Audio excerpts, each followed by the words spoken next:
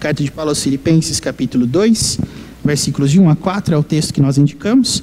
Vamos então, nesse momento, irmãos, fazer a leitura desse texto. Assim nos diz a palavra. Se há, pois, alguma exortação em Cristo, alguma consolação de amor, alguma comunhão do Espírito, se há entranhados afetos e misericórdias, completai a minha alegria, de modo que penseis a mesma coisa, tenhais o mesmo amor, sejais unidos de alma, tendo o mesmo sentimento. Nada façais por partidarismo ou vanglória, mas por humildade, considerando cada um os outros superiores a si mesmo. Não tenha cada um em vista o que é propriamente seu, senão também cada qual que é dos outros. Amém. Vamos ler juntos o versículo 1? Todos nós, irmãos. Vamos lá? Se há, pois, alguma exortação em Cristo, alguma consolação de amor, alguma comunhão do Espírito, se há entranhados afetos e misericórdias. Amém. Deus abençoe a leitura e a exposição da sua palavra nessa hora, em nome de Jesus. Quando nós focamos os nossos assuntos de domingo, irmãos, em relação à conversão, é verdade que haviam muitas aplicações e haviam muitas coisas que nós poderíamos dizer. Mas, ao mesmo tempo, eu acredito que existe um ponto que, quando nós falamos da conversão, nós vamos ter que especificar em se tratando de algo que você pode encontrar com outras formas e outros pressupostos em outros lugares. Mas na casa de Deus, nós encontramos essas coisas com outro formato. Então, uma vez que chove nesse momento bênçãos de Deus na nossa vida, não é? Vamos observar aqui nesse texto que o apóstolo Paulo está falando num aspecto bem pessoal a respeito de algo que nós desfrutamos apenas plenamente quando estamos em Cristo, que é a comunhão.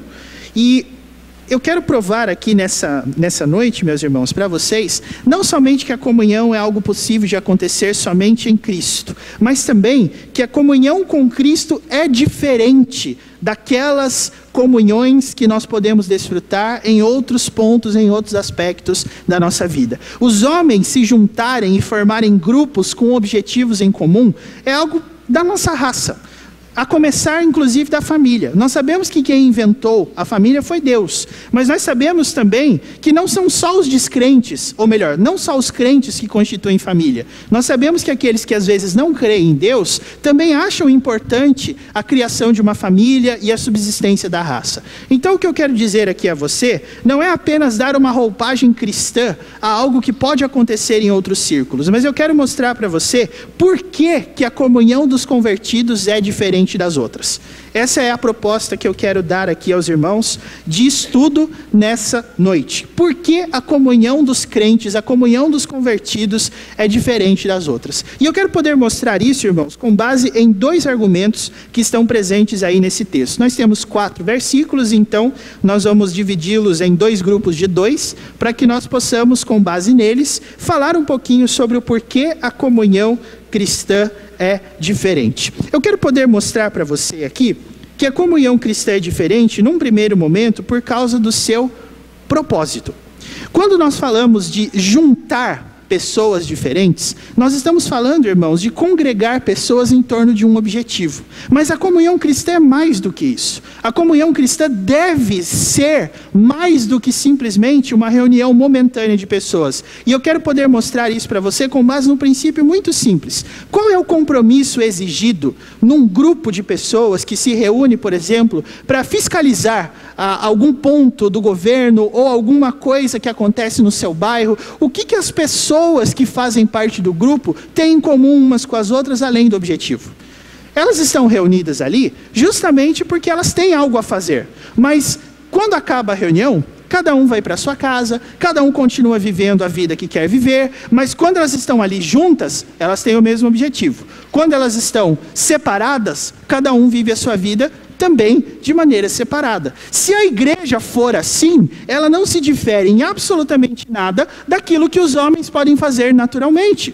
Se a salvação, meus irmãos, é algo que Deus nos dá sobrenaturalmente, ou seja, se a obra da salvação é uma obra não natural, não provocada pelo homem, nós também temos que crer que a comunhão que nós temos uns com os outros também não é provocada. Também não é algo que nós podemos fabricar. E o apóstolo Paulo vai nos mostrar aqui, nesses 2 primeiros versículos, por que a comunhão cristã é diferente, com base primeiro no propósito.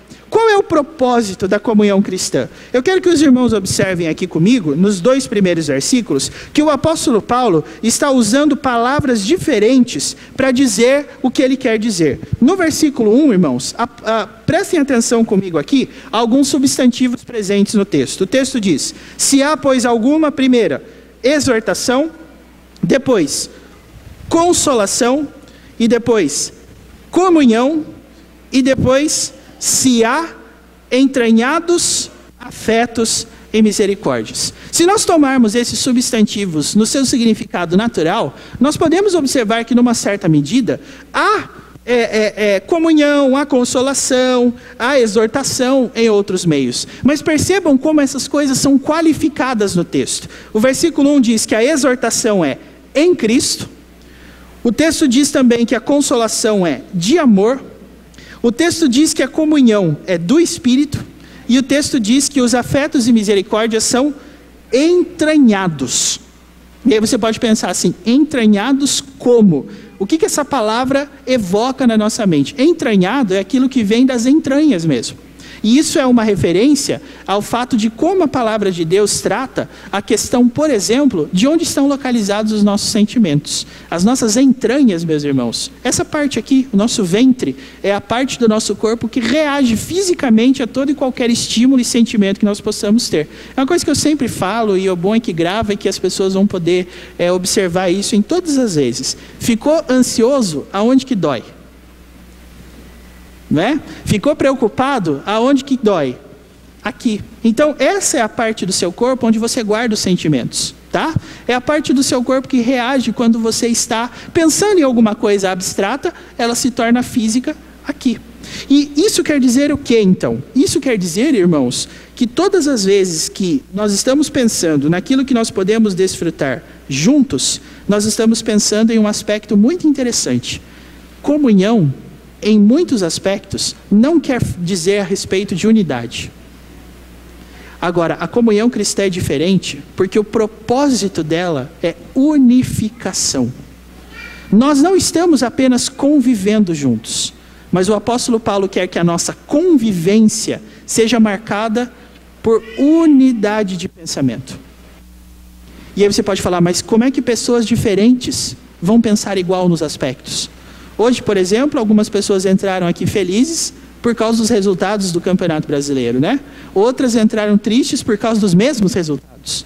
E se a gente for pensar naquilo que cada um concebe na sua mente individualmente, em vários aspectos, do tipo assim, qual é a intensidade do volume, qual é a intensidade do culto, qual é a duração das coisas, eu e você vamos ter pensamentos muito diferentes. Irmãos, como é que nós fazemos pessoas que pensam diferente pensarem igual? A resposta disso, milagre. Milagre de Deus. E esse milagre acontece na igreja. Sabe por quê? Olha o que o apóstolo Paulo diz no versículo 2. De modo que penseis. Veja aí o que está escrito na minha Bíblia e na sua Bíblia. De modo que penseis o quê? A mesma coisa. E tenhais o mesmo amor. Sejais unidos de alma, tendo o mesmo sentimento. Ou seja, irmãos, a comunhão cristã é um perfeito propósito de Deus revelado a partir daquilo que Ele deseja fazer com cada um de nós individualmente. Aquilo que Deus quer fazer com cada um dos seus filhos, que é moldá-lo de acordo com o padrão de Cristo, é algo que Ele faz também coletivamente. Então a igreja não convive apenas pelo prazer de estar junto, mas a igreja convive com o objetivo de viver em unidade. E o padrão dessa unidade, irmãos, é Cristo. Isso é diferente. Sabe por que é diferente? Porque nós somos acostumados a pensar que a nossa vida pertence a nós. Quem sabe da minha vida sou eu. Quem determina o que eu quero sou eu. Quem sabe o que é bom sou eu. Mas na igreja de Cristo é diferente. E observem, irmãos, como é diferente. Todas as comunhões têm esse objetivo de unidade? Não. Mas Percebam que o versículo 1 começa com uma condicional. Qual é a primeira palavrinha do versículo 1 que você viu aí?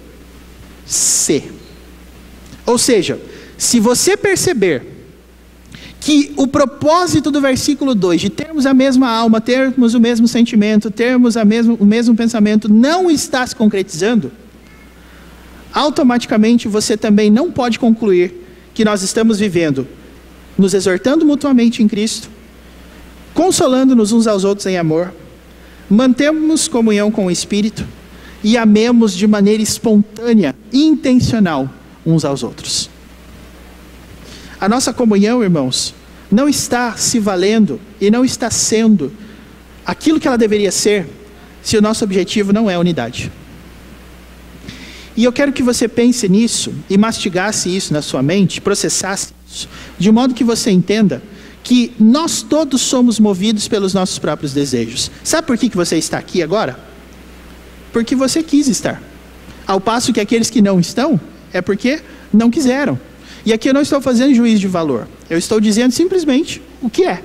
Ou você quer, ou você não quer. Agora você reparou que o lugar aonde você está não é apenas uma projeção daquilo que Deus fez na sua vida e que você deseja viver com os outros. Mas às vezes a gente escolhe o lugar onde a gente quer estar e as pessoas com as quais a gente quer se relacionar, baseados em critérios que não são esses aqui. Às vezes nós escolhemos a igreja que nós queremos frequentar, não porque lá eu tenho interesse de manter uma unidade com os meus irmãos, porque lá eles estão buscando a Cristo. Mas irmãos, nós estamos procurando às vezes a igreja onde nós queremos estar, baseados em se elas estão ou não de acordo com as nossas expectativas pessoais. Então todos nós entramos e procuramos e vamos de campo em campo, de igreja em igreja, de comunidade em comunidade, percebendo qual é aquela que se adequa mais aos nossos gostos. E o que o apóstolo Paulo está dizendo é que se existe a prova de que nós estamos mantendo comunhão com Deus, isso também vai se refletir na maneira que nós escolhemos as pessoas que estão perto de nós. É bem verdade que, num certo sentido, nós escolhemos os nossos relacionamentos baseados no que a gente pensa individualmente. Então eu me relaciono, por exemplo, se eu gosto de jogar bola, com quem gosta. Eu gosto de me relacionar, por exemplo, com quem gosta de assistir filme, se eu gosto. Eu gosto, por exemplo, de me reunir com pessoas que gostam de comer o que eu gosto. Porque assim eu estarei sempre num lugar onde os meus gostos pessoais estarão satisfeitos. Agora, o convite à comunhão cristã é bem diferente disso, irmãos. O convite à comunhão cristã não é um convite a você se perguntar o que você quer e se naquele lugar estão oferecendo o que você quer. A comunhão cristã é uma ferramenta disponibilizada por Deus para moldar o nosso pensamento de acordo com o pensamento dele. E nós não podemos nos esquecer disso. Porque uma igreja verdadeira não é aquela que eu gosto. A igreja verdadeira é onde isso aqui acontece. E observem como o apóstolo Paulo, irmãos, acha esse assunto sério. Se nós voltarmos, por exemplo, para o capítulo anterior, capítulo 1, veja, por exemplo, o que diz o versículo 27. O que diz aí? Se você já localizou comigo, acompanhe a leitura. Vivei, acima de tudo, por modo digno do evangelho de Cristo, para que, ou indo ver-vos ou estando ausente, ouça no tocante a vós outros que estáis firmes. Mas observe que essa firmeza não é um aspecto individual. Não é uma pessoa firme no meio de tantas outras. Mas o que o apóstolo Paulo quer é que as pessoas de lá estejam firmes em que condições? Num só espírito, como uma só alma, e lutando juntos pelo quê? Pela fé evangélica, é o que está escrito aí. Ou seja, irmãos, nós vemos a palavra de Deus medindo a intensidade da nossa fé em Deus, a partir da intensidade da nossa comunhão. Se a nossa comunhão vislumbra unidade, nós estamos no caminho certo. Se a comunhão vislumbra individualidade, nós estamos no caminho errado. É por isso que a sua insatisfação com o meio onde você está não pode ter como referência aquilo que você gostaria que estivesse acontecendo. Sabe por quê, irmãos? Isso é uma coisa que eu aprendi não somente com a palavra de Deus, mas também com a experiência que valida, ou melhor, que é validada pela palavra de Deus, não é? Quando uma pessoa critica a igreja que ela faz parte, sabe o que é interessante? Isso eu não estou falando um ou dois, eu estou falando todos nós. Quando nós criticamos a igreja que nós fazemos parte, dizendo que a igreja é falha ou ela está deficiente em algumas áreas, a gente sempre critica como se a gente não fizesse parte dela. Sabe o que a gente diz? A gente diz assim: a nossa igreja é falha em todos esses aspectos aqui.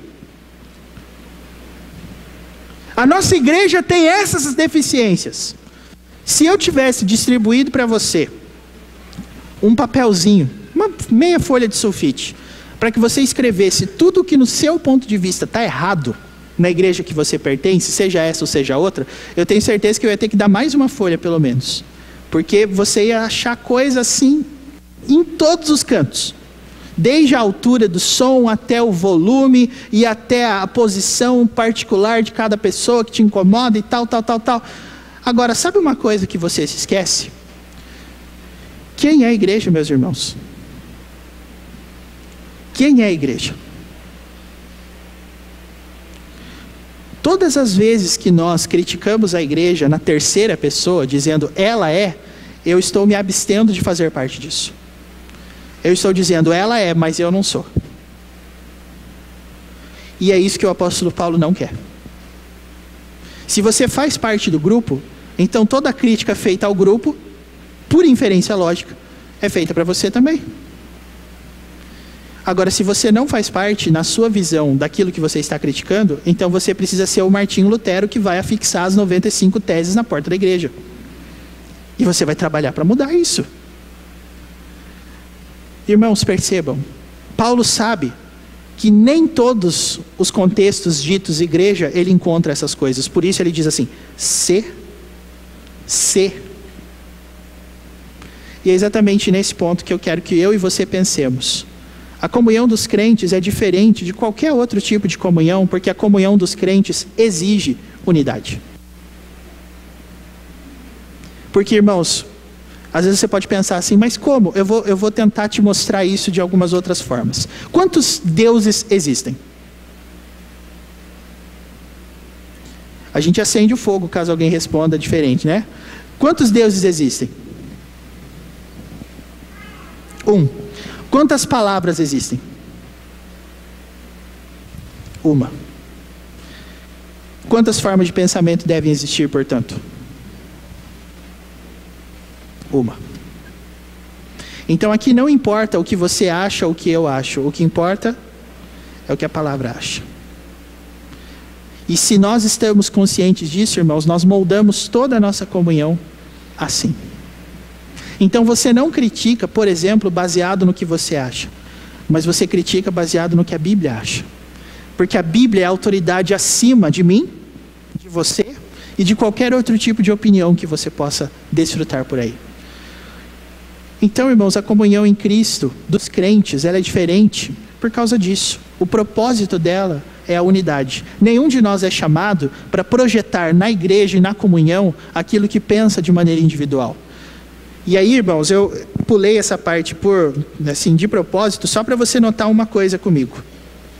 Antes de falar de pensar a mesma coisa, ter o mesmo amor, ser unido de alma e ter o mesmo sentimento, o que Paulo diz? Primeira frase do versículo 2. Completai, diz o texto, a minha alegria. Sabe o que Paulo quer dizer com isso? O apóstolo Paulo quer dizer com essa expressão que ele não pode se sentir, ele não pode pensar e ele não pode se alegrar individualmente se o contexto coletivo não está de acordo com os planos de Deus. O que o apóstolo Paulo está dizendo, em outras palavras, é que nós devemos abandonar qualquer tipo de pensamento do tipo assim, o que importa é a minha comunhão com Deus, o que importa é a minha forma de pensar e os outros são os outros. Se nós pensamos de uma só forma, irmãos, a comunhão é a grande ferramenta dada por Deus para que nós possamos não somente guiar a nossa própria vida, mas ensinar outros. E aqui não cabe, lógica e biblicamente, nenhum tipo de crítica a alguém se você mesmo não se preocupou com a sua comunhão em fazer com que aquelas pessoas entendam o que elas devem entender. O aconselhamento, irmãos, mútuo, o cuidado mútuo é uma das coisas que prova que nós estamos unidos em Cristo. Apenas leia comigo 3,16, todo mundo pensa em João, né? Agora, Colossenses 3,16 tem um outro ensinamento muito importante para nós. Abra lá. Colossenses é o livro que vem logo depois, né? Estamos em Filipenses, aí o próximo livro é Colossenses. Colossenses 3,16, irmãos. Eu quero mostrar isso para você. Se você me perguntasse assim, João, qual é o versículo que norteia a sua ideia de ministério e a sua ideia de igreja? Colossenses 3,16. É isso, irmãos, que para mim sintetiza em um versículo só o que nós devemos ser. Ok? Colossenses 3,16. Amém? Então tá. Perceba aí comigo o que o texto diz, o mesmo autor falando do mesmo assunto para um outro público. Olha só. Habite ricamente em vós a palavra de Cristo. Esse mandamento é excelente. Agora, como que a gente sabe que a igreja está, ou melhor, que a palavra de Cristo está habitando em nós? Em nós. Paulo diz assim: instruí-vos e aconselhai-vos mutuamente em toda a sabedoria. É o primeiro ponto. O segundo, louvando a Deus com salmos e hinos e cânticos espirituais. E o terceiro ponto, com gratidão no coração. Então, irmãos, como a gente sabe com base nesse texto que nós estamos tendo a palavra de Deus habitando ricamente em nós? Não é por causa da nossa opinião pessoal. Não sou eu que digo, Deus está habitando em mim. Mas eu provo isso através do exercício da comunhão com o objetivo de alcançar a unidade. Eu estou aconselhando mutuamente, ou seja, eu estou aconselhando e sendo aconselhado. E essa é uma das ferramentas interessantes da comunhão, não é? Eu não somente dou conselho, mas eu também peço conselho. Você também vai notar o apóstolo Paulo falando de louvor. Louvar a Deus, irmãos. Aqui, obviamente, eu não estou falando só de cantar, mas, obviamente, os cânticos fazem parte, porque o texto está dizendo que a gente tem que louvar a Deus com salmos e hinos e cânticos espirituais. E aqui eu quero só poder fazer uma observação bem rápida. Salmos, hinos e cânticos espirituais, para Paulo, não são formas diferentes de você chamar todos os tipos de música. Ou seja, hino é do inário, cântico espiritual é do instrumento, e os salmos são os cânticos bíblicos. Não, irmãos. O texto está falando aqui que existem várias formas de você compor algumas coisas. Mas tudo isso deve ser o quê? Espiritual. E sabe o que é um cântico espiritual, um salmo espiritual e um hino espiritual? É aquele entoado com o objetivo de transparecer o que o Espírito Santo faz em nosso coração. Espiritual é o que é próprio do Espírito. Irmãos, não tem como louvar a Deus espiritualmente sozinho. Percebeu isso? Não tem como louvar a Deus espiritualmente sozinho. Às vezes a gente vê algumas pessoas se defendendo de algumas coisas que eu acho muito interessantes. Esses dias mesmo eu ouvi pessoas dizendo assim: a comunhão lá na minha igreja está tão difícil que o culto que eu mais gosto na semana é o culto que eu faço em casa com meu marido, com a minha esposa e com os meus filhos. Olha, se você tem o hábito de fazer culto doméstico na sua casa, continue. Tá? Inclusive, irmãos, principalmente aqueles que têm pais, que têm filhos, não é? Que vão ter filhos. Uma grandiosa dica que eu dou para você, que é o que eu vou adotar também. Use os catecismos para guiar o seu culto doméstico. Pergunta, resposta, texto bíblico. Sabe por que existem os catecismos? O catecismo, irmãos, é aquele símbolo de fé da nossa igreja que é baseado em pergunta e resposta, né? Quem criou você? Que mais Deus criou? Para que Deus criou você e todas as coisas? Isso é catecismo. Você sabe por que os reformadores compuseram catecismos? Pensando no ensino das crianças. Aquilo ali existe, irmãos, por causa das crianças. No meu tempo de UCP, que não faz tanto tempo assim, não é? Eu fui educado na doutrina cristã com catecismo. Até vou desafiar as crianças aqui. Vocês estão aprendendo catecismo, não estão? Vamos fazer uma competição qualquer dia? Eu topo, viu? Porque a gente não esquece. Pergunta, resposta, é coisa que a gente nunca esquece. Agora, irmãos, percebam. O aspecto da comunhão individual, do seu relacionamento pessoal, da sua identificação pessoal, não é nada. Não é nada. E não é nada por ele mesmo, se nós não conseguimos aplicar isso no conjunto da nossa comunhão. Porque não é possível que entre nós aqui só exista uma pessoa, ou duas, ou três, que queiram efetivamente ler a Bíblia e ser como Cristo. Então a comunhão precisa ser uma ferramenta nessa parte. Então antes de você se perguntar o que está errado na igreja, é só você concluir da seguinte forma: qual é a contribuição que eu posso dar para que a igreja se pareça mais com o que Cristo quer dela e que exige dela? Ou você acha por aí que você vai encontrar uma igreja perfeita? Você está procurando uma? Se você veio aqui com esse objetivo, eu vou te dar uma notícia. Se essa igreja aqui fosse perfeita, ela deixou de ser perfeita no exato momento em que você pôs o seu pé aqui dentro. Ah, então eu sou imperfeito? Sim. Como eu, como você. Tem um pastor americano que inclusive tem o hábito de ser bem, sabe? Provocativo nas opiniões dele. O nome dele é John MacArthur. Um dia ele foi cortar o cabelo, ele conta isso num dos livros dele. Ele foi cortar o cabelo e o cabeleireiro dele disse para ele assim: você é pastor, não é? Ele falou: sou. Daí ele falou lá qual era a igreja dele e tudo. Daí ele falou: sabe por que eu não vou na sua igreja, pastor? Porque lá tem muito hipócrita. John MacArthur respondeu assim: não tem problema, sempre cabe mais um. Tem espaço para você lá também, fique tranquilo. Percebam, irmãos, por que a gente vive num contexto tão destrutivo? Porque o propósito da comunhão não é o propósito que a Bíblia se presta a ter. Nós estamos tentando moldar a comunidade de acordo com o nosso gosto o tempo todo. Mas não foi para isso que Deus chamou você e a mim. E sabe como é que eu sei isso? Se você está tentando moldar a comunidade, o conjunto da comunidade de acordo com o seu gosto, tem uma coisa que eu tenho certeza que você já sabe o que é: a amargura de coração. Você não é uma pessoa feliz. Você é uma pessoa frustrada. E sabe por que o apóstolo Paulo, que eu posso falar isso? Porque o apóstolo Paulo, no versículo 16 aqui de Colossenses 3, sabe o que ele diz? Ele diz que se a gente se instrui e se aconselha mutuamente em toda sabedoria, e se a gente louva a Deus com salmos, hinos e cânticos espirituais, o que acontece no final de tudo isso? O que a gente tem no nosso coração, segundo o texto? Gratidão.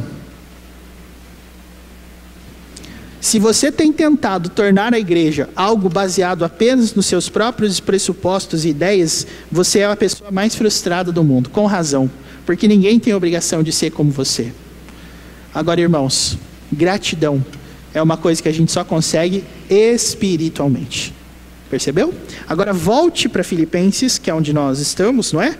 E você vai chegar a essa conclusão comigo. Por que a comunhão dos crentes é diferente?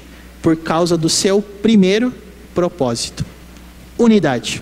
Agora, existe um segundo aspecto, irmãos, porque todas essas conversas aqui, elas são muito, muito belas, num aspecto assim, de que você olha para isso e você acha uma boa ideia. Agora, o que o apóstolo Paulo está dizendo é: irmãos, vamos alcançar isso? Vamos viver de acordo com esses propósitos?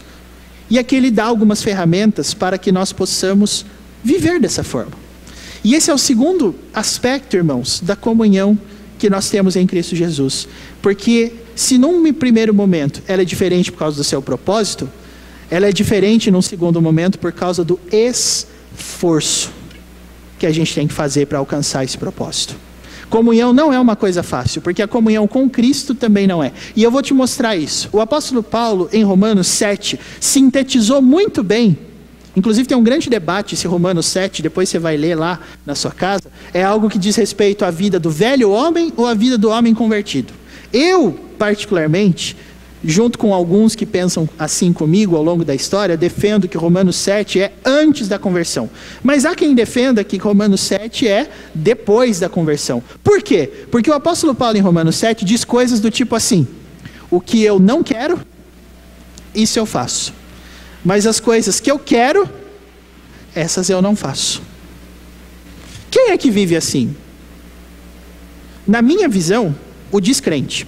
Mas isso mostra, irmãos, o quanto é difícil a gente habituar o nosso pensamento a negar o que a gente quer e a querer o que Cristo quer.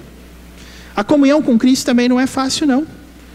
Ela é fácil se você se esquecer que a comunhão com Cristo envolve esse esforço para se negar. Jesus disse, se alguém quer vir após mim, primeiro, a si mesmo se negue. Depois, tome a sua cruz. E depois, siga-me. Quer dizer, Jesus não disse assim, você quer me seguir? Então vem. Ah, mas ele não falou isso para os apóstolos? Irmãos, como que foi o chamado dos apóstolos? O texto bíblico ele é tão harmônico, de uma forma tão interessante, porque o texto diz que Jesus chegava lá nos seus futuros apóstolos e os via pescando, e ele falou assim para eles, segue-me. E o texto diz, eles deixaram as redes e o seguiram. O chamado de Cristo é diferente por causa disso. Você nunca vai conseguir ir atrás dele sem deixar alguma coisa para trás. E se a comunhão com Cristo é assim, tenha certeza que a comunhão uns com os outros também é. Por isso o apóstolo Paulo, irmão, está dizendo, precisa ter esforço. E esse esforço é em que medida? Veja aí o que diz o versículo 3. Paulo vai dar 2 itens de esforço no versículo 3 e no versículo 4. O do versículo 3 é assim, ó, nada façais por partidarismo ou vanglória, mas por humildade. Como é que você pode praticar a humildade no seu dia a dia? Quem é que pode dizer que é humilde? Eu ouvi um ditado uma vez numa palestra que eu assisti, que se você diz que é humilde, você perdeu a humildade naquele momento. Mas eu acredito, irmãos, que não é bem assim. A humildade é um aspecto reconhecido, primeiro, por Deus internamente. Sabe qual é o segredo para você ser uma pessoa humilde? Olha o que diz o versículo 3 ali, ó. Mas por humildade, vírgula, quer dizer, a explicação, né? Considerando cada um os outros o quê? Superiores a si mesmo. Nós nunca seremos humildes, irmãos, se a gente não pensar que as pessoas são superiores a gente. E sabe por que isso é difícil? Porque você e eu estamos acostumados a nos colocar no centro de todas as coisas. É assim. Você já reparou que tudo que você não tem vontade de fazer, você não faz? Já reparou? Que se você não está afim de fazer alguma coisa, não há quem convença você a fazer. E eu sei muito bem, porque ainda não entrei nessa vida de casado, né? Está chegando, viu, irmãos? Está chegando. Mas as pessoas que são casadas, elas me contam alguns dilemas pessoais, que eu acredito que ninguém aqui passa, mas em alguns outros lugares a gente vê isso acontecendo. Que é, por exemplo, quando a mulher reclama com o marido que aquilo que ela gosta que ele faça quando ele chega do trabalho, ele não faz. Então chega no final de semana e ela está falando assim, eu falei tantas vezes para você ser assim, para você ser assado, para você fazer isso, porque eu não gosto disso, você só faz isso para me irritar mesmo. É desse jeito, irmãos. A gente confunde, não é? Aquilo que a gente quer com aquilo que a gente precisa. Então, se você, por exemplo, gosta de alguma coisa aqui, mais para cá ou mais para lá, quando você vê que está mais para lá ou mais para cá, o contrário do que você quer, o primeiro pensamento é assim, eles sabem que eu não gosto, foi por isso que eles deixaram assim. Como que a gente vai ser humilde, irmãos? Como o nosso esforço para viver a comunhão começa com a humildade. E o primeiro ponto da humildade é considerar os outros superiores a si mesmo. Na prática, isso quer dizer o seguinte, você precisa dar o mesmo peso que você dá à sua própria opinião, à opinião dos outros.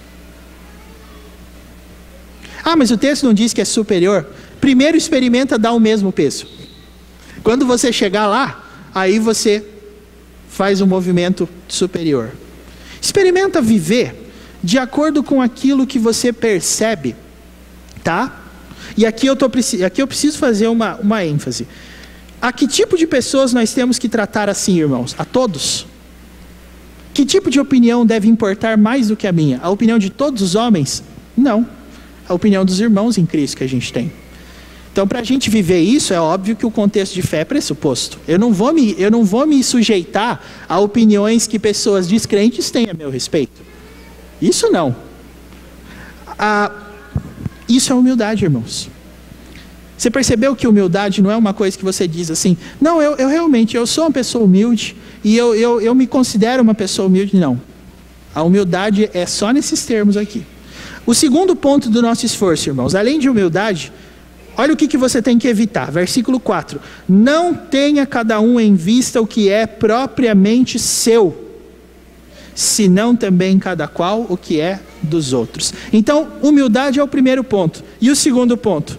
Você precisa ser uma pessoa que não é egoísta. E qual é a pessoa egoísta? É a pessoa que tem em vista primeiro o que é propriamente seu. É a pessoa que projeta num primeiro momento o que ela deseja. E é exatamente nesse sentido, meus queridos irmãos, que eu quero mostrar para você. É por isso que a comunhão é diferente, a dos cristãos. Porque a gente não está aqui para que as coisas funcionem de acordo com o nosso próprio padrão. Não foi para isso que Deus chamou você. Deus chamou você para que a comunhão seja algo que você pratica todos os dias, como um instrumento dado pelo próprio Deus para que você se pareça mais com Ele. Agora, é possível viver como igreja sem essas coisas? Quanto tempo uma igreja que não é assim vai suportar? Por isso que o apóstolo Paulo diz no versículo 2, CA condicional. Dá para você ser igreja sem essas coisas? Dá. Mas quanto tempo a gente vai aguentar? Dá para a gente ser igreja sem essas coisas aqui? Dá. Sem a presença de Deus. E se tem uma coisa que você não deve tentar, é construir uma igreja sem a bênção de Deus. Porque senão sua casa cai. Em todos os sentidos. E o que eu queria deixar hoje para nós, irmãos, é exatamente isso. A nossa maior aplicação de como viver nessa forma, quem é? Quem é a pessoa que conseguiu viver buscando a unidade? Quem é a pessoa que conseguiu se esforçar em prol da unidade? O apóstolo Paulo, no texto que a gente não leu, mas ele vai nos dizer quem é. É Jesus Cristo. Versículo 5. Tende em vós o mesmo sentimento que houve também em Cristo Jesus. Por quê? Porque ele, subsistindo em forma de Deus, não julgou como usurpação ser igual a Deus. Antes, a si mesmo, o que ele fez? Se esvaziou. Irmãos, Cristo tinha alguma coisa ruim dentro dele para que ele pudesse esvaziar dela? Não. Mas ainda assim, ele se esvaziou. A minha pergunta para você é, a não ser que você se considere mais santo e mais justo que Cristo, por que você não se esvazia também? Por que você também não tem o mesmo sentimento de Cristo? Por acaso você é melhor que Ele? Por acaso eu sou melhor que Ele?